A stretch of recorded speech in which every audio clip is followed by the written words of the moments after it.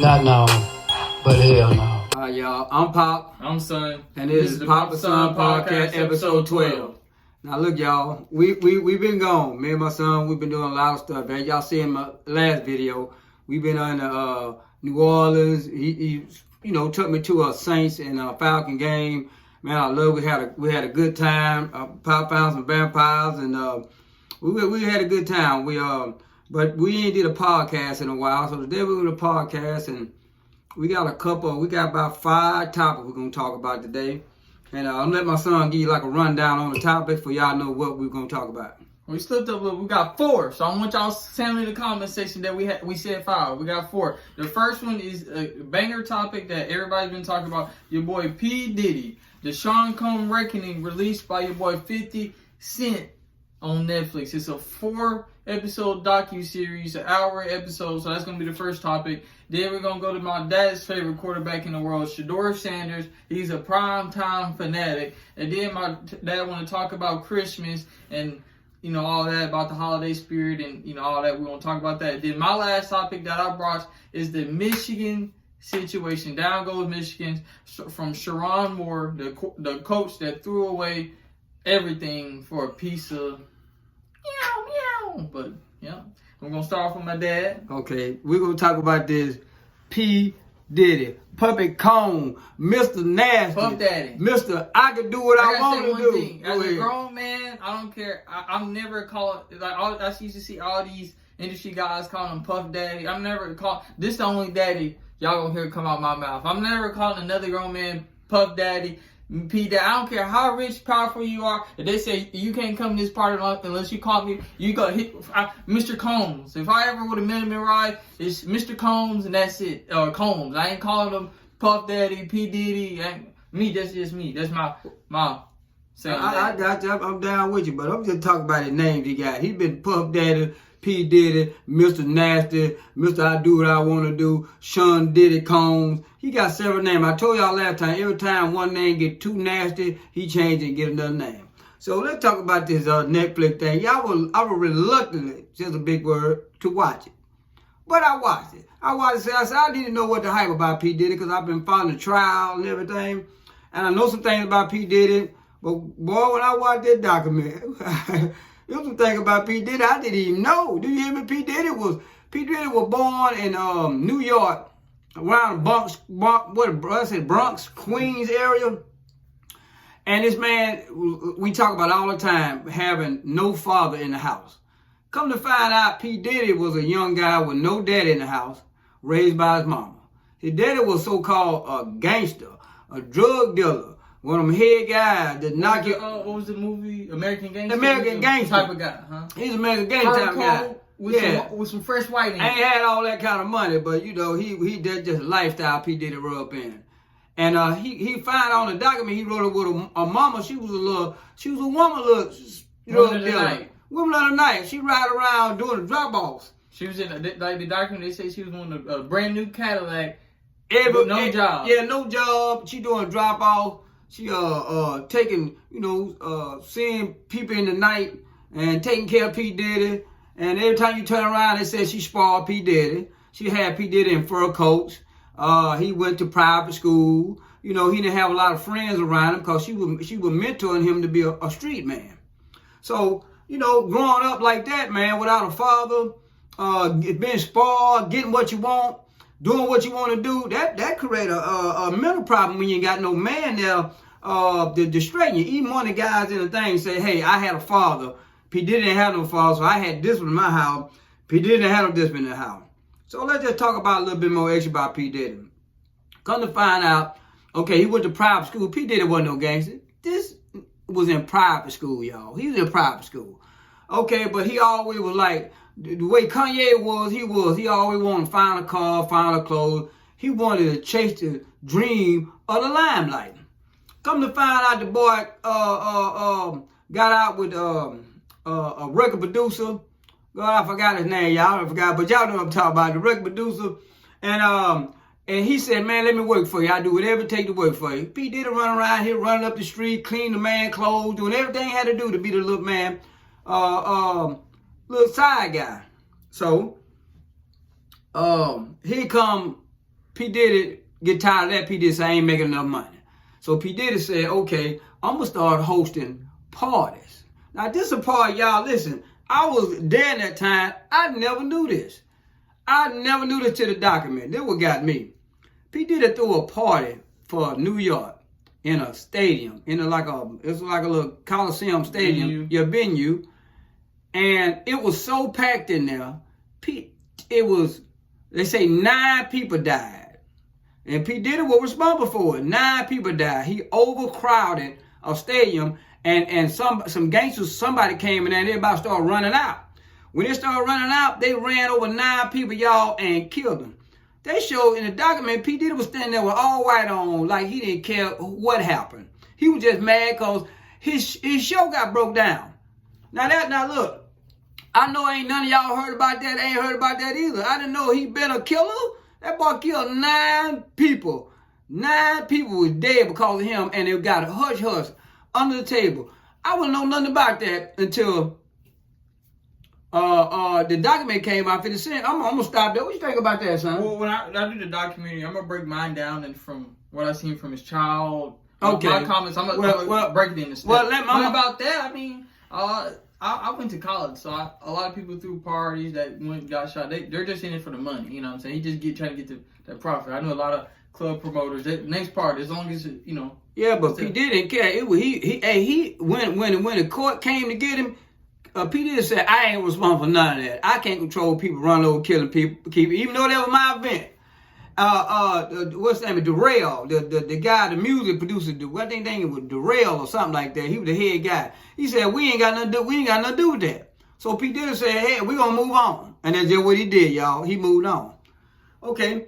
I'm gonna say a couple more things, let my son get in here. Get in there, come to find out P. Diddy was the type of guy, he didn't want no woman. The only time he wanted a woman is somebody that was higher than him had a woman. So he wanted that woman to put himself above that man.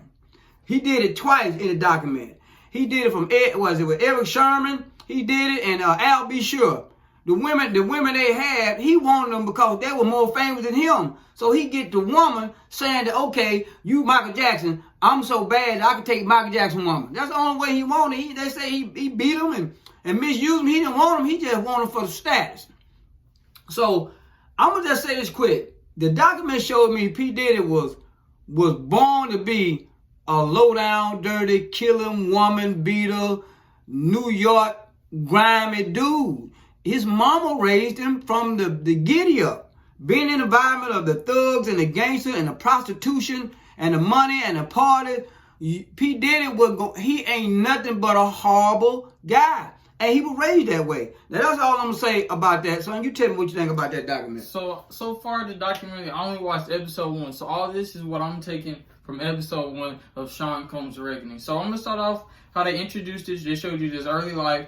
He grew up. His mom was renting out the first floor of this 2-story house, which we were talking about the other guy that said they grew up together. So he grew up with this kid. The guy was comparing and contrasting the differences of the lifestyle. They grew up in the same building, same neighborhood, but you see that the other guy was more, you can see he was a clean cut, more calmer man because he had the discipline of his father. Sean Combs was the lively, zesty, little flamboyant child growing up. He was, they said he used to get bullied and picked on, but his mom was a beater. She beat that out of him. At first, his natural nature was zesty and flamboyant, but his mom beat that out of him. And then also as a kid, he was always around parties. They had him doing dances and jobs. They said, do that dance. And that's why you see, when he got older, he used to tell people to do that dance and make them dance. So that's why, so I'm starting off from his early life. From his early life, he was always brought up to try to make him the man, the spotlight. His mom was trying to make him the spotlight. She said his mom would dress him up as the most trending drug dealer, most trending popular person ever since he was a little kid. But then the guy that grew up with him as a kid said P. Diddy naturally wasn't like that. He was they say he was more like a geeky, nerdy type. He wasn't the tough guy like what his mom wanted to be a young drug dealer type. That's what she was grooming him, but that didn't what he turned out to be. He wanted to be a more flamboyant, timid type of male. But his mom was beating him to change him out that, would make him fight, win and lose or draw. She beat him, telling him, like, you ain't gonna come in my house being like that. So then what I seen where he went to college, he wanted to be he was doing a whole bunch of dance videos. They said he was grooming and changing the hip hop scene. So he was doing a lot of dance videos, creating parties, the party movement to try to get his name out there. And I was in college, so I know a lot of promoters, that's what they do. They try to make that their lifestyle. Down here, they just, like their club promoters down here in 30s, that's all they do for the entire life, man. He actually made successful. He used the club promotion to keep slowly push his name out there, just from his college life getting into the industry. Like what my dad said, he met that famous producer. It was a guy, I remember his name, but it was a timid looking black Andre Durrell or something like that. Yeah, but it was a timid looking black guy. He was super zesty looking, feminine black guy. So from out. Oh, you got something to say before I So he got under P. Diddy's, and they said he got an internship. So P. Diddy, after getting his name out there with all these parties, you know, everybody talking about him, he was able to get this hip hop internship. And this is how P. Diddy worked his way into the industry, going from internship to internship, going under all these black people, but taking over, getting all the game he could, but learning it in his way and tuition. So again, you know, giving props on that from, you know, getting out in and using it to keep climbing up the ladder. Like how they said in the beginning when he showed the attention channel, oh, I gotta take it all. But if you watch the documentary in the beginning, they show him a more recent video of him talking about, I can't lose, I gotta take it, I gotta fight for it, I refuse to lose, throwing attention channel, throwing stuff emotionally like a woman. Throwing stuff in the so I'm gonna commend him on that. He did it, you know, he became a billionaire. Like what said, every time he got money and power, he would use it to get more money and power. So he was good at that. But that emotion got him fired. See, but I'm gonna tell you what happened to after that. Under Durrell fired him because they say, hey, you trying to take over my job. And so he fired him. Once he fired him, Andre Durrell said, okay, I'm gonna fire you, but I'm gonna let you get one order. Y'all guess what the orders they let him get? They let him get Biggie Smalls. They let him get Biggie Smalls. And he took Biggie Smalls and tried to get him up. First, Biggie Smalls, they said Biggie Smalls didn't know who Biggie Smalls was. So he juiced him up a little bit. And guess what? He said, that's what tell you what happened. I want to say this. He was watching Tupac. He was like, man, how Tupac over there in the West Coast, I love his videos and everything, and people all liking his video. P. Diddy said he copied Tupac video. That's how Biggie Small video started blowing up. Come to find out, Tupac liked it, Biggie Small video after he did it, and said, I want to meet him. And they became friends. On top of them becoming friends, they became so good of friends, they did a lot of stuff together. Guess who got jealous, y'all? Sean Combs got jealous of P. Diddy and Tupac relationship.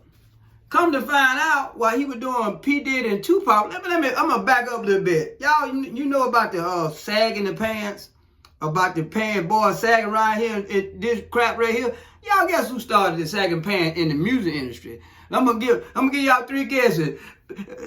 P. Diddy. They said on the interview, this man started the sagging stuff, you know, cause he, you know, by curious, he had Jodeci them started. So now I know why all this stuff got pushed out with the sagging, showing your drawers. That's jailhouse stuff. I tell kids all the day, when you walk around, you showing your drawers, that's jailhouse mentality. That's what you have in the jailhouse when you let a man know that you, even though this ain't PG, when you want to violate or you want to tell somebody, come on in, you show your underwear. That's jailhouse. So P. Diddy took the jailhouse stuff, why he do that, and brought it into the rap. I just want to throw that out there. P. Diddy, it was starting, and they said in the documentary. Can I tell you another thing I seen on social media that actually shocked me? Go ahead. We ain't saying a word, but viewers, I want y'all to spell out sagging backwards, and y'all tell me what word this is. I'm showing my dad. Oh, man. What sagging backward is. I found this out. This is something. We ain't gonna say it because, you know, YouTube terms. Yeah, you can't say that word. All right, write down sagging. SAGGIN on a piece of paper, and I want you to reverse that word and say what it Comment down below. Well, don't comment the word, but say, hey, I seen what you said. Hey. This is something new I found out. Hey, he just broke it down to Pop. I didn't know that. I looked up that paper. I didn't know nothing about that. That's what, look, what's that say? That Sagging. say sagging. That's what sagging But is. it was worse, y'all. That's a ninja. Oh, man. Boy, it get deep. It's deep. Sagging backwards is ninja forward. If you know what I mean. I got to say ninja because we on YouTube. But so that's a free game. So that's free game. If So you sagging, you automatically called as ninja. You automatically classify as a ninja. I'm just a black man, so I don't go in that category. I don't partake in sagging. Yeah, never did. I'm Native American. My mom and my daddy both Native American, and I'm born and raised. This is my land. So I don't know about all that. I don't push the jailhouse stuff, the agenda, none of that. I don't want no part of that. I want to raise strong men. And from a strong man, all the other stuff, man, y'all can have all that. Papa ain't got time for that. But now my son just educated me on this sagging thing, y'all. This is hard, but 25, Pop still learning that y'all got a lot to figure out and stop. This is ridiculous. So I'm gonna watch over the P Diddy. Look, the document tell you why Tupac and Biggie had so many problems. P. Diddy was behind all of it. They say his jealousy was so strong that he caused a lot of that. So, and you know, they say he's the reason why they you know, but that document tell it all. 50 Cent put that document out, he just really hung the boy, because if they go back right now with all the information they got now in the document and had that trial, that boy have life in jail. They couldn't have put this out for the trial. That's why they did it. You know why this documentary got out, right? Because P. Diddy didn't pay the people that actually had all this footage. He didn't pay them. Because they said P. Diddy, if he would have clean sleep, was going to post that footage, but he didn't win. So he never paid the people. So they said, oh, you ain't going to pay us? They're going to use this footage. So 50 Cent paid them. And 50 Cent... Netflix paid them, but so they wouldn't receive the backlash and all the negative. They used another black man to take the... Because you said, you ain't seen a lot of hip-hop community like a dude named Nas. Yeah, Nas. They're all mad at 50 Cent for putting out this information. Like, they're all bad-mouthing 50 Cent for putting all this information out there. Okay. So, Netflix used 50 Cent as the figurehead, like a mascot. Like, what a lot of big corporations use. They use a guy to push the narrative. So, they won't... A lot of people are saying this is 50 Cent's project, but Netflix got all the information. So pretty much what you're saying that Netflix just say, Ninja, we're going to give you 5... 10 to 50 million. We're gonna say you promote it. Well, that's what's happening. And push this video. Well, that's what's happening. But we don't give you 10% what to make, because real life video we spend all this money, but we're gonna put your name on. It's a figurehead. It's called that figurehead. Here about, but look at. You know why 50 Cent's gonna agree to that? Yeah, because he hates P. Diddy, so he can promote anything that's gonna impact P. Diddy. He's gonna do that after P. Diddy, like how you said he would go after men with women that he won't. Like, you know, that's why he got 50 Cent back. And that's one of the main reasons why 50 Cent has a dislike for as a male. That's a big masculine. You don't want no sweet chuck with your baby mama. Yeah. You know, so that's the and then you got a child still with her, and then you got to deal with that. It really ain't about the woman. It's about if you got a child with that kind of stuff, you got to deal with it. And your child got to deal with that. And so you know that's a bad. So that's just bad. I want to tell you. So he's always gonna have disdain for P. Diddy. Yeah, but P. Diddy, but when and some things I want to go over. That I was talking about earlier when I was talking about progression in his life, and then we seen that he was living with men from an age groomed up, and then there was a documentary that lady that in the music video was taking tapes and was, you know, she was claiming that he was saying this is from the documentary. This is not from Pops and Son podcast. We're just stating facts from our source, which is the documentary. We are not coming out with everything we say is from everything that's coming out of my mouth is from the documentary. So you can't come at me. The lady in there said Diddy took advantage of her. From her mouth. He took it. Yeah. On Netflix. So if you want to come at anybody, come at Netflix and 50 Cent. You just go not take the Pops and it Son podcast. Yeah, he took it. He just on footage. On footage. And on part of taking it, this Negro showed the footage on the large screen TV doing a rap session for everybody. He showed them taking it. And embarrassed that girl and the whole family, to the mama coming back crying and asking him, she heard about what you got going on. And P. Diddy told them, I ain't did none of that. Because they ain't had the footage. He the only one had the footage. He said, I ain't did none of that. I ain't caused you no problem. Boy, P. Diddy, but that's a horrible dude. Now, anything else you want to say about P. Diddy? Look, I'm gonna give P. Diddy this right here, Lord. Let's just look.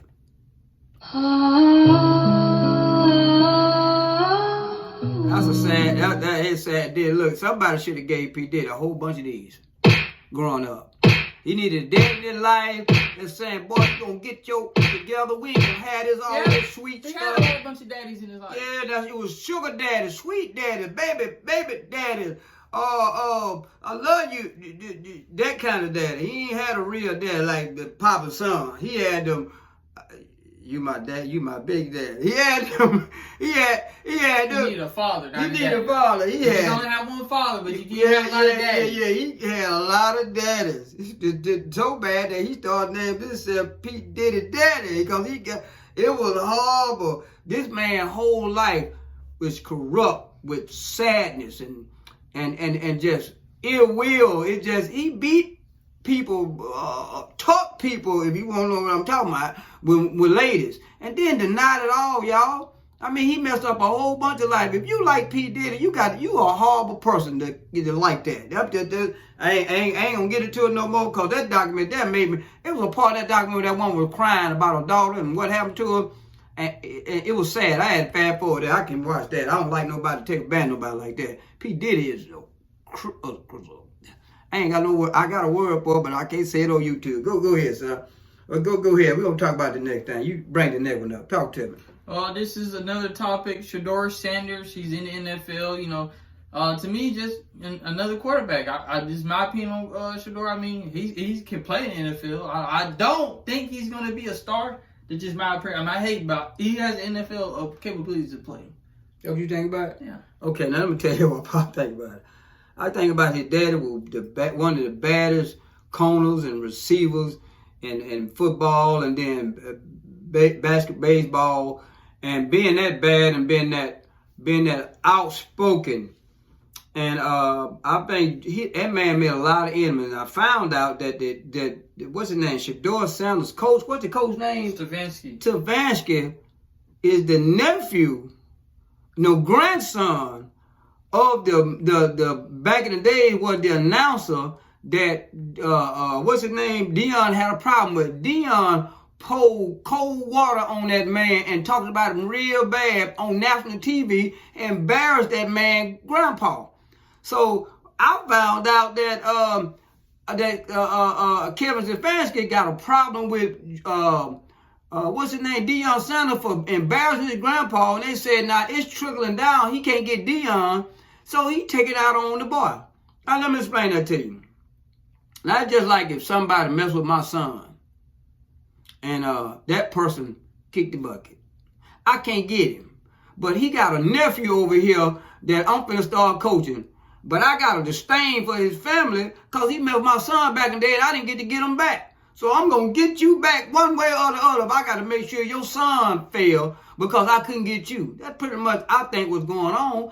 And it is what it is. But now, the boy got opportunity to play now after everything up. Now, he did one good game. I'm giving him that. I kind of watched the game today. It's just not good at all. But they put him in predicament for he won't win. So I think in a couple years, if you get with another team, I think gonna be outstanding. I just think he's an average. You know how rare it is to be a star. I'm not saying, and he's not a Patrick Mahomes, he's not a Lamar Jackson, he's not a Josh Allen. I know that for a fact. Well, I think the boy got to start quality, but you got to really understand them guys. We all got opinion. Yeah, but he just son opinion. He just average quarterback. I think and that's good. He beat out. You know how rare to make it to the NFL. You know how many quarterbacks you had to be better than. But he a rookie. His first year. He ain't played up but half a season. He ain't got no practice time. The boy Ward that was above him, he outplayed Ward. So I know the boy got star potential. He gonna be good if he get away from Cleveland Brown, or they fire that coach and get him somebody else. I can't even say that because the owner got something to do with it too. So the only way he gonna be really shine, he gonna have to have a whole team behind him. I mean, the owners, the coach, the linemen, the offensive line, the wide receiver got to be familiar with him, and he need a whole off season to practice with. And I think the boy, he got to sit in the pocket. He got to sit in the pocket and arm out this world. And as long as he can learn to scramble and run a little bit, I think the boy just gonna be good all the rest of them, son. That's what I think it is. He got the what they get the pedigree. I like Pop don't like use a big word, but he got the pedigree from it. And I'm just be honest, he good, and he can play ball. I give him that. For a rookie with a half season and no support, Pop think he doing damn good. And look here, I tell y'all what, I'm gonna give him this right here. I'm gonna applaud him because through all the odds, the boy still doing good. He's still doing good for what he got going on. And what you think about that? I already said it. He's an average quarterback. My son put him down in the ditch area with the rest. Average? How is average? Average is 50%. He 5 out of 10. That's good. He want to put him in. He's not Lamar Jackson. Well, he's a Patrick Mahomes. Nowhere near Patrick Mahomes. He's a Patrick Mahomes. Nowhere near. Fan. Nowhere near. Never will be. And if you ain't Patrick Mahomes, if I go in the comment section. If you made it this far in the video, comment down below. Out of 1 out of 10, what y'all rate Shedeur Sanders and y'all think his future? I just say he's average. Not the haters. The haters don't get it. I'm not a hater. No, I'm not talking about you. I'm biased from what I've seen from football quarterbacks.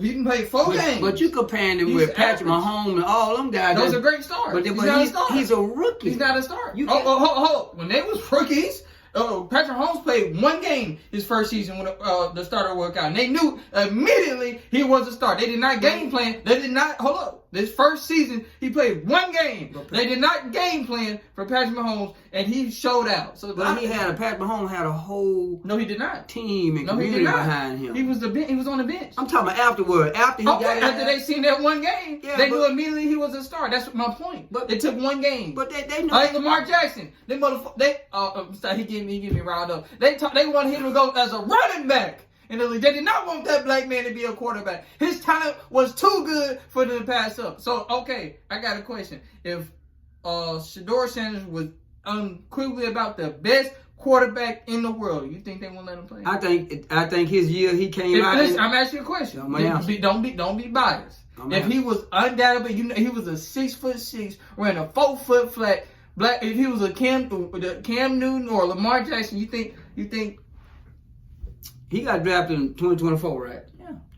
In the draft of 2024, out of all the quarterbacks got drafted. Okay, hold on, wait. At 2025, out of all the quarterbacks who drafted 25, he was the best. And I'm gonna give him that. Out of all, because the number 1 was Ward, right? He way better than Ward. Ward sucked. Ward been playing all year. He got the all season. He got supporting team, supporting coach, and he ain't did nothing. They got the worst record of the season. With him, he ain't did nothing. So I'm gonna give him that. I'm gonna give him a 2025 draft. He the best quarterback. And that's not having no support, nobody. He ain't had no playing time, no practice time. I think he the best. Now that might you ask me, and that's what I say. I don't care what nobody say. I got it back. Jackson Dart. Man, Jackson Dart got to start out with a whole team, a coach behind him. They built a whole system behind Jackson Dart. Hold up, you talking about all these are still average quarterbacks? He still ain't the best. Cam Ward, Jackson Dart are all average though. Yeah, but compared to, they're not stars. They're not a Joe Burrow. Yeah. They're not a Lamar Jackson, Josh Allen. Those are 1 in a generation, and we won't have no more of them for another 10, 20 years. They're just average. They're gonna get that couple years, and you know the average lifespan of an NFL, a year of an NFL player is 5 to 4 seasons. Yeah. Those are 4 to 5 season quarterbacks. Okay, well, I think the boy next year, if he get a good team or somebody support him, I think he'll shock the world. He's making a lot of mistakes right now. Yeah, if the boy hold on the ball too long, yeah. Do they keep racking him? Will he throw an interception? Yes, he will. But compared to his percentage with throwing yardage, he got the better arm than all of them. He got the better arm. I don't care what nobody say. This what today is. Anthony Richardson, 1st round draft pick, on the bench his 3rd season. On the bench. Well, I mean, it's okay, but we got replaced by Danny Dimes. Y'all know who Daniel Jones is for the Giants? They is a laughing stock for talking about NFL somebody on the quarterback. coach. And That he was got, this was the 3rd pick of the draft. Yeah, but he ain't better than Sanders, boy. I don't care. You might well you get up, walk around, dance, and do all. Sit your butt down. You ain't proved nothing. You ain't proved nothing.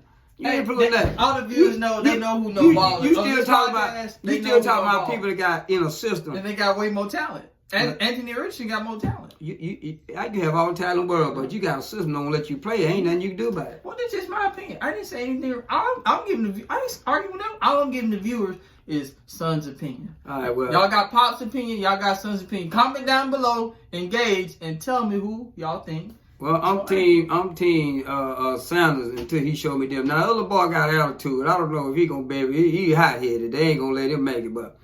Shedeur humble, so I'm going to support the young man. So we going to push on. You got anything you want to say about Shedeur Sanders' NFL football deal? Because this year is a wash. This is the horrible football this year. Ain't nothing predictable this year. Everybody is tanking this year. I think they just want next year draft. I think they just want looking for better players. Because ain't nobody playing real football this year. Pop ain't seen nothing that got me all excited. My po team, boy, Lord, we don't. Our quarterback out, and we so iffy that it don't even matter. So I'm done with the NFL for 2025. I'm looking forward to 2026. So that's enough of that. Let's talk about the thing that every year come around. Everybody, if you got money, you don't have money. It's a drain on a family. You spend all your money. You got to spend all your money on people you like, people you don't like. You spend money on you at home. You ain't making no money. It's just a drain on the economy, really, to me. Now, what I'm talking about, y'all, is Christmas.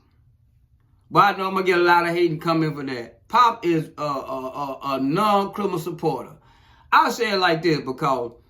If you got kids, you got a lot of your kids, you got to tell your kids Santa Claus is coming down the chimney to bring you all these free gifts. All y'all be good. On the other side, daddy and mama working their butt off, trying to pay the bills and buy all these expensive toys. Y'all, if you go buy your kid a video game now, a video game costs $1,000. Now, on top of $1,000, you got to pay every week for them to play. You got to have a card. And you got to rent the games from them now. It's so bad you can't afford it. So you buy a laptop for your kid is $1,500. You buy just say the clothes, new shoes, $300 or $400. Lord, don't have more than one child. You can't compete. And you gotta survive going for them clothes and shoes, because you will over some J's. They will come get you. Man, they will come get your head for that. These people sitting out in line Black Friday. Sitting out in line, freezing cold, getting this stuff. Y'all, I don't think, my deal is for 2026, I need everybody to think about, should we still celebrate Christmas?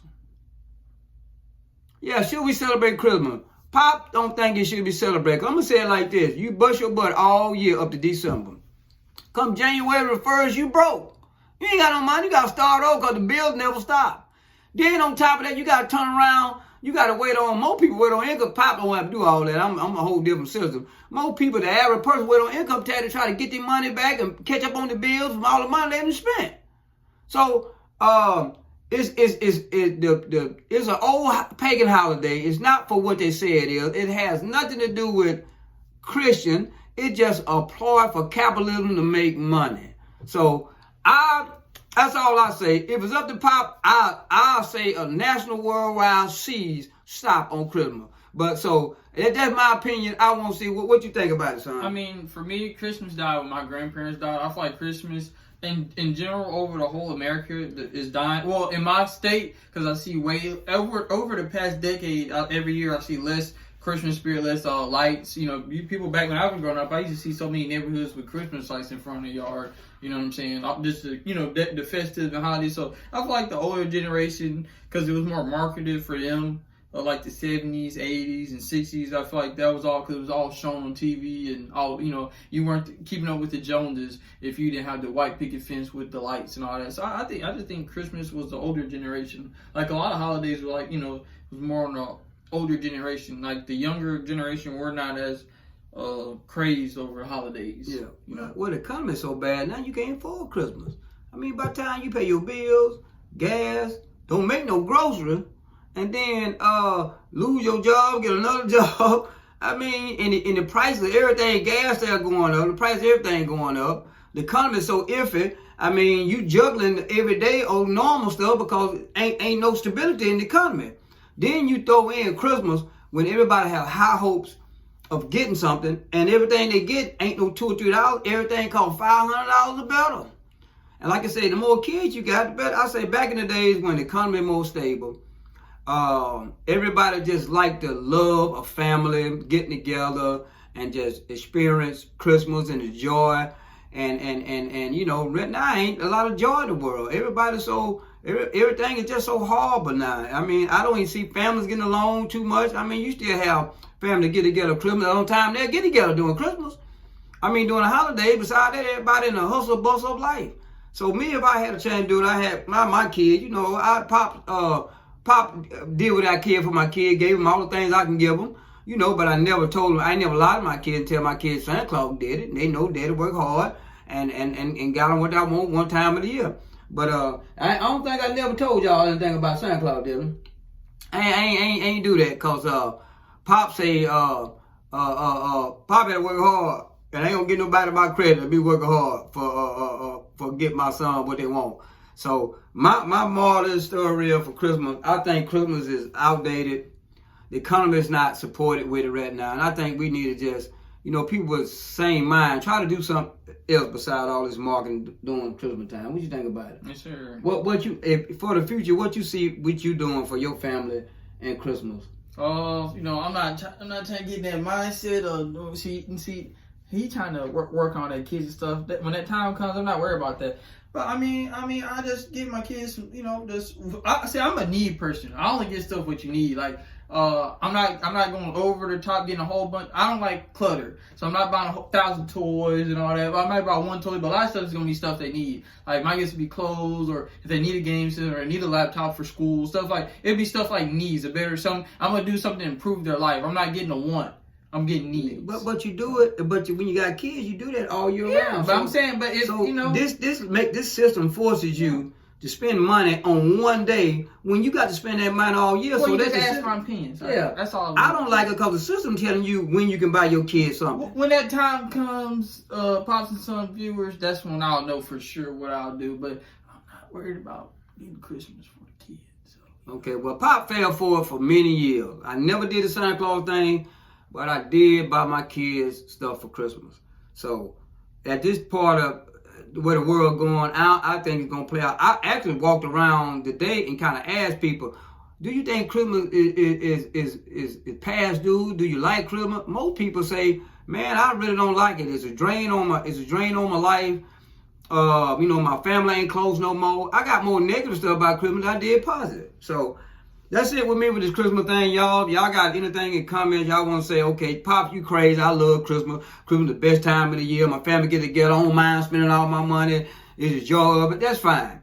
But, you know, just get out in the comment and tell me how you think about Christmas now. This next thing, I'm going to let my son jump it off because, you know, he told me about it. I had to do some research about this.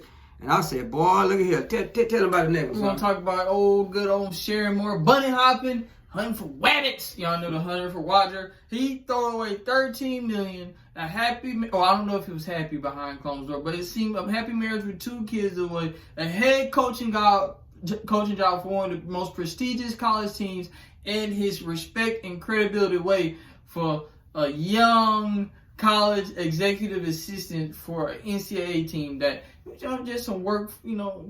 He threw all those positives away for some work fun. So I'm a risk and reward, risk and loss type of guy. So I would never be in that situation because I would have thought about, is this worth losing $13 million, my marriage with 2 kids, my head coaching job, my respect, and my credibility? You know what he's talking about. Would I risk all that over chasing some pool nanny? So like I said, this man, it trickled down. So the Michigan got a jump start and fired him after they found out some stuff before the crazy stuff happened. So he had rumors of getting this executive. So he wouldn't have never been fired. Let's just say if this was a regular person that had no correlations with Michigan, it would have been hushed down, or he probably would have got a divorce and nobody would have known. But he chose to do this with a staff. That is in every nose, in any business, you cannot associate with a staff. That's like a teacher messing with their student. College student or a high school high school teacher, this is on that level. You cannot, as a professional, fornicate with another professional especially if you're in an authority of power. It'd be different if they were at the same level, same job title. They probably want to, they still probably get fired because like it worked but that's anything. High school, military, any professional environment, you cannot do that. So after he got fired, he went up to the girl. There's rumors of he getting this young lady, this young, snow bunny pregnant. So, and he already had 2 kids in the marriage. So he went up to her house, threatened her and him with a knife, says, for ruining me, I'm gonna and do this to myself. He wound up not committing with it, and then, this all immediately went to a lawsuit. All this was planned out. They said he was staged, but you should already know that, like I said, it's risk and reward. He should already know, is this really worth me losing all of this positive that? And another thing, Coach Harbaugh, the ex-head coach, vouched for this man. He said, I will not go to the NFL unless y'all hire this man as the head coach. You embarrassed him and yourself. A man that staked all that reputation over, you lost. It'd be different if somebody did something to your family members, harmed them, and you committed a heinous act against somebody because they harmed your family member. I'd be like, hey man, that's worth losing your job. But you lost it. We're putting too much price, too much pedigree on the meow. As men, we got to stop doing that. Meow is accessible. The men and female ratio is like 2 to 3 to 1. For every male, there's 3 females. So as a male, you should not risk a Shannon Sharp. All these are risking. It's not even about the money. Why are you risking all of this just for one time or a couple times that you might get bored over? It's insane to me. Y'all ready for Pop? What Pop will say? This what Pop gonna say. Listen.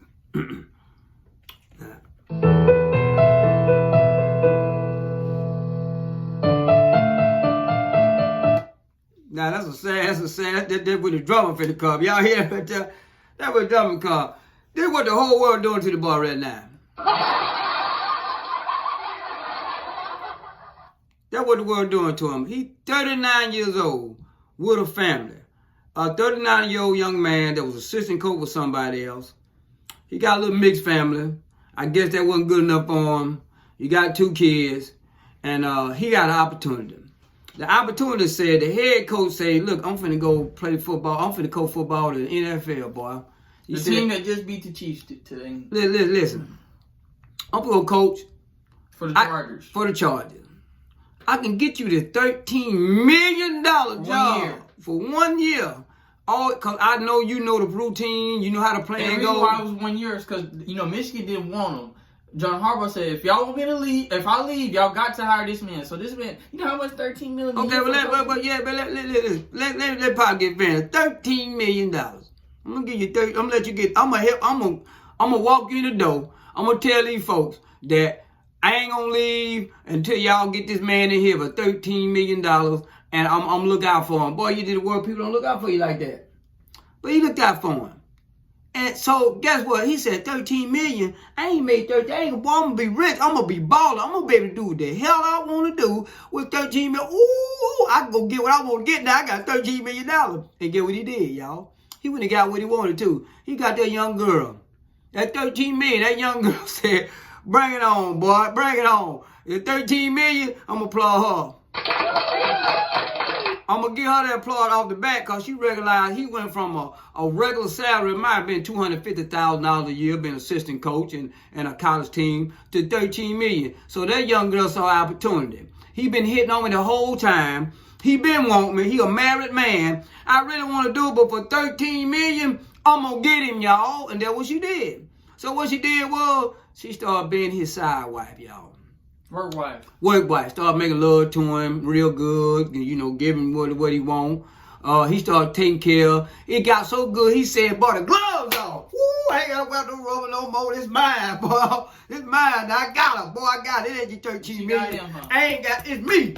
I got her. 39 years old, I'm strong, black man. I got her. 13 million to do it. I did it. And that's what got him. He thought he did it. The whole time while he was over there talking about he got her 13 million, y'all, she was doing it right here. She was calculating. I had sex 3-4 times. And he would keep on. I got him. Yeah. I got him. He ready to make the baby. He took the glove off now. I'm going to make sure I get him. Get what, y'all? She got pregnant. She got pregnant, y'all. It got so bad that everybody around there on the college said, hey, we know they was doing this. It was fun. Ain't gonna be no big deal.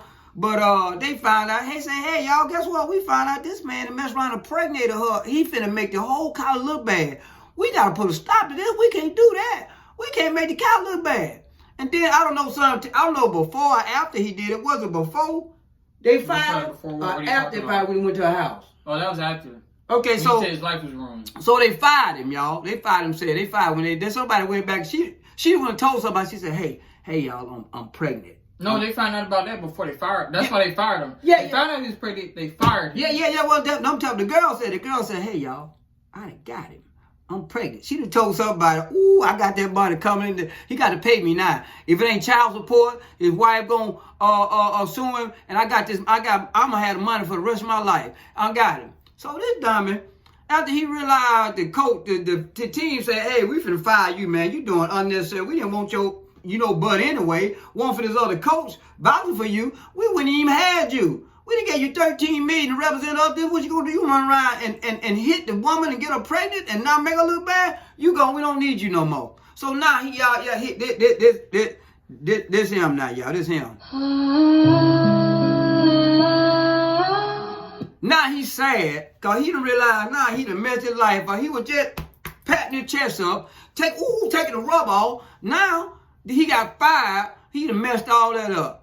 The wife probably gonna leave him. He done lost his job. So this dummy go to the girl house and threaten her with some butter knives and all that stuff. They had all that. He done put a knife to her throat, say, you done messed my life. I'm gonna kill you and me and the baby and everything. I'm gonna just go ahead and take you out of there. That's the point where he don't realize that's where he messed up the most. If he never did that, he just been fired and, all about his life. Now you getting jail time. You going jail time. On top of getting jail time, the girl that was doing it right here, y'all look. The one we do right here?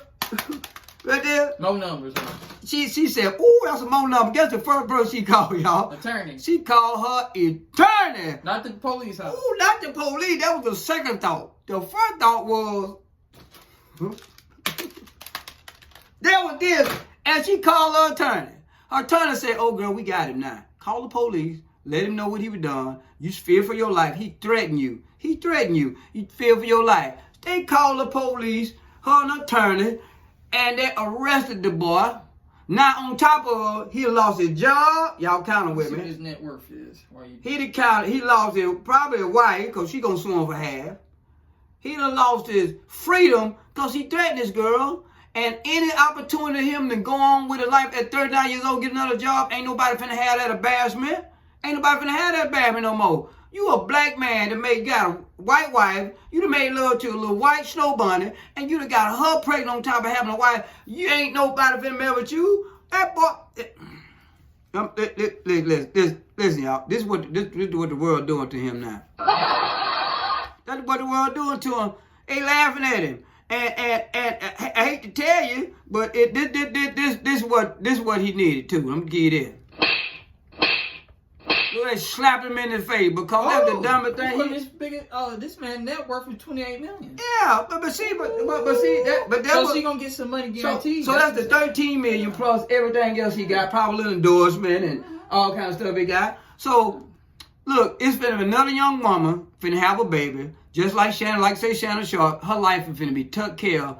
If she get 10 million out the deal, you know what a young girl that make $90,000 a year plus 10 million in the bank, she said for the rest of her life. So, more of this third real young men out here, if you get opportunity in this world, you work hard, you bust your butt to get the opportunity. You done married a woman, you done made kids, you got a stable life. You don't let that other thing mess it up. Cause you messing up with a young black girl, a young white girl, all the women 2025, boy, they looking for that moolah. And the more money you got, the more opportunity they gonna come at you. Come up, they don't want you for your good looks. They don't want you for nothing but that right there. Now, if you got a broke, probably like you got your wife, and made kids, and she saw opportunity in you, she said, I'm a man, you, I'm gonna stick with you, that's one thing. But after you get that money, and these girls give you some draws, they only give you draws because they want that money, opportunity. But y'all start doing this right here, think it's about y'all, and every time you fall in line with Shannon Sharp, you, and 900 other dummies like you that just finna lose the money. Now, what would you think about that, son? That's it for me. So y'all, I hit all the points. I hit up the 13 million. Yeah. The murder, the assault charge. Assault charge, attempted murder. He put a butter knife to it, though. He messed over the respect to the coach. Everything he lost, the marriage. I went over everything. Yeah. I covered every topic with that. So man. y'all know my viewpoint. The more this stuff real, don't mess with 50 Cent. Cause 50 Cent gonna find a way to get you back. Don't mess with 50 Cent. 50 Cent is 10 for 10 now. He ain't lose. He gonna find a way. Shedeur Sanders, I think he gonna I think the ball gonna pull through next year. And he gonna surprise a lot of people. Christmas is not hit no more, y'all. That's my opinion. And if you got money, black or white, and your life is stable, What about the Hispanics and Asians, man? my bad. I got y'all, man. I don't say that because you don't never see the scandal between that. It's never that unless it's a Spanish girl and somebody taught her how to get some money. You know, you hardly ever see it. There's always a black and white thing. That we the one had we like the people got about Christmas. You just said about Christmas. Oh, Christmas. Oh, they don't do Christmas. They do Spanish something else. They don't do they do Christmas, American Christmas. We ain't talking about them. They just like a bear. They just like white. I ain't talking about them. So you're like the people that got caught on the Jumbotron. There were two white people that were kissing and found out that both of them had a husband and wife. Man, you gonna get caught up. Keep your drawers on. If you're gonna do something like that, put the glove on and have an understanding. Don't mess up your home. If you got to do it. Me, Pop, if I get if the spirit bless me with a good woman, and hard is to find a good woman these days, I ain't finna mess that up. Especially if I got some money. Why you scratch the back of your neck? Cause it's a reflection. Don't worry about it. Look, I got some look. Hey, listen, I learned what sagging. You know, my dad always taught me body language speaks more than words. Well, sagging. When I always watch somebody's body language when they say something. My eyes go up to the left, so I wasn't lying. Hey, look here. I learned what sagging is spelled backwards. Ooh, you a ninja. Yeah, all y'all young boy around here with your pants hanging behind your butt, they seeing you as a ninja. But I learned, my son taught me someday. He ain't never been allowed to sag. I'll put it. Look, if he come in my house saying he get all that and Pop ain't never played that. Pop ain't never played that at all. So we gonna get past. And then if you got some money, black, white, Japanese, or Spanish, don't lose your mind from a young woman. Let it go. So that's my conclusion. For what's your conclusion about the whole deal? So we're gonna do like we normally do, y'all. We're gonna go out and we're gonna say 1, 2, 3. We love you, CJ. And guess what? Papa Son, y'all, we up out of here.